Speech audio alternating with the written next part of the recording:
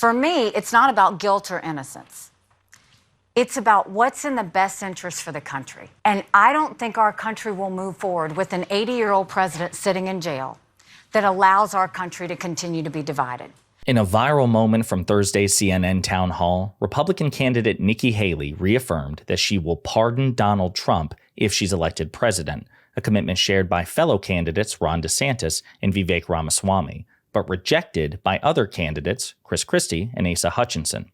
As a matter of fact, the urge to pardon Trump is so powerful among conservatives and centrists that many of them have publicly called on President Biden to just go ahead and do it himself. And given that the election is barreling towards us and Trump's many indictments are still developing, we really need to talk about this. But before we do, if you like this video, please consider hitting the like, subscribe, and alert buttons. It doesn't cost you a thing, and it helps out immensely in YouTube's mysterious algorithm, and I would sincerely appreciate it. All right, folks, we have several clips to play in this video, and we're actually going to start with an old one. We're going to go back in time about 50 years to the presidency of Gerald Ford, because you could easily make the argument that Gerald Ford was the first one to tip this domino over and start this entire chain of reactions for this entire topic when he made the controversial decision to give a full pardon to former President Richard Nixon in the aftermath of the Watergate conspiracy. Mr. Ford, you stated that the theory on which you pardoned Richard Nixon was that he had suffered enough. And I'm interested in that theory because the logical consequence of that is that somebody who resigns in the face of virtually certain impeachment, or somebody who is impeached, should not be punished, because the impeachment or the resignation in face of impeachment is punishment enough. And I wondered whether anybody had brought to your attention the fact that the Constitution specifically states that even though somebody is impeached, that person shall nonetheless be liable to punishment according to law. Mrs. Holtzman, I was fully cognizant of the fact that the president, on resignation, was accountable for any criminal charges. But I would like to say that the reason I gave the pardon was not as to Mr. Nixon himself. I repeat, and I repeat with emphasis, the purpose of the pardon was to try and get the United States, the Congress, the President, and the American people focusing on the serious problems we have both at home and abroad. So what you'll notice there, as the Congresswoman in question points out, it seems like President Ford gave contradictory reasons, right? First, it was, okay, well, Richard Nixon, poor Richard Nixon, he's really suffered enough. Let's go ahead and give him a full pardon. And then he says, actually, no, it really wasn't that. It was to unite the country, really get us focused on issues both foreign and domestic. That was the rationale provided at the time. I want you to remember that. So again, according to recent reporting, Ron DeSantis has said that he would pardon Donald Trump. In an exchange with reporters after a campaign event in Iowa on Friday, DeSantis said when asked about a pardon for Trump that he had, quote, already said that long ago, quote, I think we have to move on as a country, and like Ford did to Nixon, because the divisions are just not in the country's interest. Again, remember that, because it echoes what Nikki Haley said in a viral exchange in yesterday's CNN town hall. Could you please explain to us your rationale for pardoning Mr. Trump when he's been associated with so much division and chaos in our country? When you talk about a pardon, the person has already been found guilty. When it comes to President Trump, he still has to face, and we'll find out whether he's guilty or not. But if we're talking about a pardon, you're assuming he's guilty, because nobody gets pardoned if you're not guilty. For me, it's not about guilt or innocence. It's about what's in the best interest for the country. And I don't think our country will move forward with an 80-year-old president sitting in jail that allows our country to continue to be divided. We have to move on past that. And so I honestly do believe, just like they did with Nixon, you've got to say what's in the best interest of the country. And I think pardoning Trump and moving on is in the best interest of our country if we're going to heal and if we're going to get back together and get out of the chaos.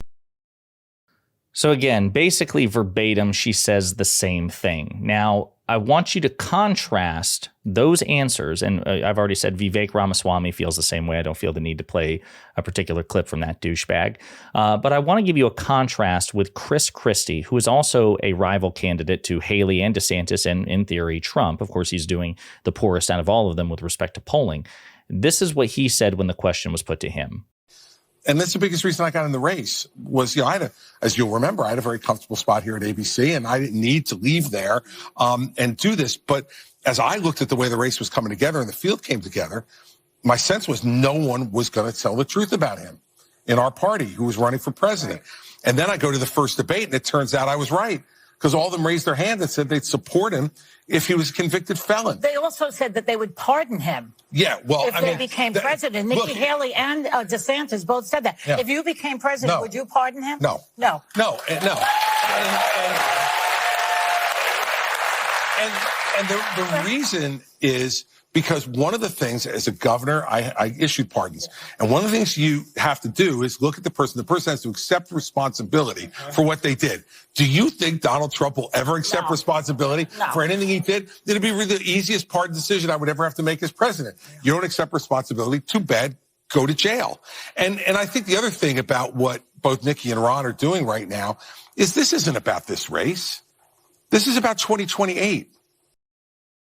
You could easily make that argument. I think that would be an easy argument to make, that if they were truly principled conservatives in the party of law and order and personal accountability, then it would be imperative that that you don't pardon Donald Trump, right? Or at the very least, demand that he take accountability and responsibility for his actions. Now, I also mentioned that it wasn't just Republican candidates. If you just do a simple Twitter search, Biden should pardon Trump. This is something that's been going on and on over the past 2 or 3 years. One of them is Mark Thiessen. I think I'm pronouncing that right. He's a Fox News contributor, a WAPO op-ed writer. He's somebody that we've discussed in previous videos. There's a lot of controversial opinions on what people think about in terms of pardoning Trump, pardoning Trump. Thiessen says unambiguously that Nikki Haley is 100% correct, okay? And he points to an op-ed written last year by himself. He said, Biden should pardon Trump, really. And we're not going to read the whole thing, but this is again, this guy is a conservative, anti-Biden, relatively pro-Trump guy. He says in a 2020 victory speech, Joe Biden declared he would do everything there is a season, a time to build, a time to reap, a time to sow, and a time to heal. This is the time to heal in America. If he wants to deliver on his promise to heal the country, he could do so with one action: pardon Donald Trump. And then Thiessen generously says, listen, there are plenty of damning cases against Donald Trump here in terms of his indictments and things as well, particularly with respect to the documents case. But his indictment has also put our nation to uncharted territory, okay? And then he goes on to say that, most Americans don't look at this indictment in a vacuum. They see it in the context of the decisions not to prosecute Hillary Clinton for her mishandling of classified information, et cetera, and so forth. The danger this poses to our democracy are obvious. Selective prosecution is not a defense in a court of law, but the court of public opinion is another matter. Millions will see Trump's prosecution as illegitimate and any conviction as unjust. That will further erode public confidence in our judicial system and the principle of equal justice under the law. A Trump trial will be one of the most divisive events in the history of our republic. It would set a new precedent and create enormous pressure on the next Republican president to go after President Biden, his family, and other Democrats. To remedy what harm? Despite Trump's best efforts to obstruct them, federal agents recover the documents, blah, blah, blah. There's another risk, too. Trump might be acquitted. All it takes is one juror and Trump walks. If that happens, University of California, Berkeley law professor John Yoo said the Justice Department will have single-handedly handed the presidency to Donald Trump. So, you've heard the arguments, and I've got one other thing to bring to your attention, but I'm going to do so after I say this.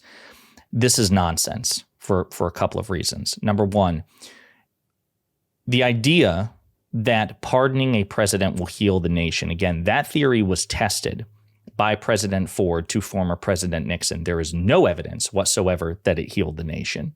And I would argue that you can't really heal anything if we're going to use healing, right, which we typically use in a medical context. You can't heal a wound until the wound has been cleansed. And I don't think in this metaphor you do that by telling a guy who has done all the terrible things that Donald Trump has, and a man who is chronically allergic to personal accountability and responsibility, that, listen, you're not going to suffer consequences for this. What's notably missing in Mark Thiessen's essay and in the speeches and commentary from any conservative or centrist who says that Trump should be pardoned is any consequence on Trump. They don't even demand that the man take responsibility. They don't even demand that, like, you know what, Trump should promise that he'll never again run for public office and just quietly slink off to Mar-a-Lago and never bother anyone again. Nothing. Just an unconditional pardon. Now, legal scholars will tell you that to receive a presidential pardon, that you have to, in order to be pardoned, you have to be guilty of something, not necessarily found guilty the way that Nikki Haley said, but to receive a pardon without a conviction, you have to admit that you're guilty, right? Richard Nixon had not been convicted or even charged at that point. He was just liable to be charged. And Ford essentially preempted that by saying, listen, I'm pardoning him. Well, to do that, you have to admit guilt, okay? It would be one thing. I could at least even entertain it if they said Donald Trump should be obligated to give a speech to the nation and tell the world how terrible and stupid and incompetent and malicious he was and all the terrible things that he did and that he's guilty as sin and that he apologizes profusely and admits his moral inferiority to the public. Then I could understand a conservative and centrist call to pardon him because at least there would be something. There would be some sort of reconciliation. Instead, what they're advocating for is just giving Trump a blank check to commit crimes with impunity. You don't have to admit you're wrong. You don't have to be convicted. You don't have to suffer anything. I'm just going to go ahead and give you a preemptive pardon. It's disgusting. I'll also point out that Nikki Haley and Ron DeSantis would never say anything like this about a Democrat. Because think about it. Donald Trump has talked about trying to convict Hillary Clinton. He did it in 2016. He talked about it quite a bit. He talked about trying to indict and convict President Biden when he was just then candidate Joe Biden. There's been much discussion about what the next Republican candidate or Republican president could do to Joe Biden. I don't see anywhere in Mark Thiessen's essay, maybe somebody can find it, where, and also the next Republican president should commit to just preemptively pardoning Joe Biden. It's always through a partisan lens. It's always in a way that benefits Republicans. Was Mark Thiessen and others saying, listen, you know what Donald Trump could do to heal the nation in 2016? Just pardon Hillary Clinton. Was anybody saying that when the country was very divided in 2016? Was any Republican saying that? No, they don't care. They want Democrats to be ruthlessly punished to the full extent of the law and political consequences. But then when the lens turns to Republicans, then it's like, whoa, for healing and for reconciliation, we just have to not have a Republican ever suffer consequences.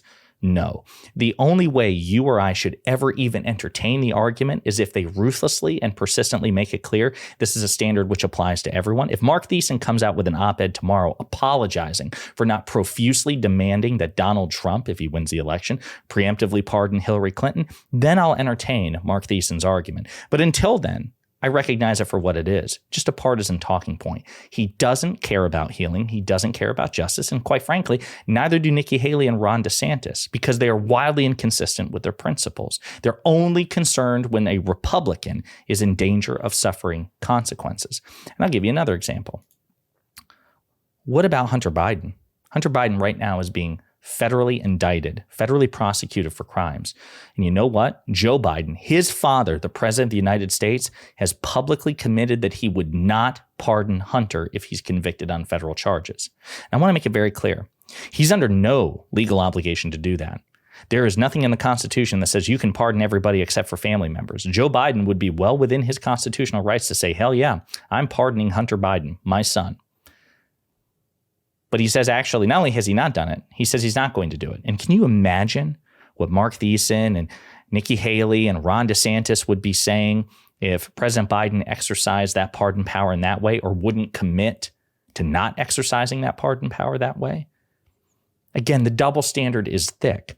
At the end of the day, maybe when it comes to reconciliation and healing, maybe there actually has to be accountability. Maybe Donald Trump actually has to suffer consequences, legal and political consequences for his misdeeds before we can move on. Because here's the other thing they don't tell you. They say, listen, if Donald Trump is convicted or if Donald Trump does this or that, what will MAGA think? What will Republicans think? They'll be upset.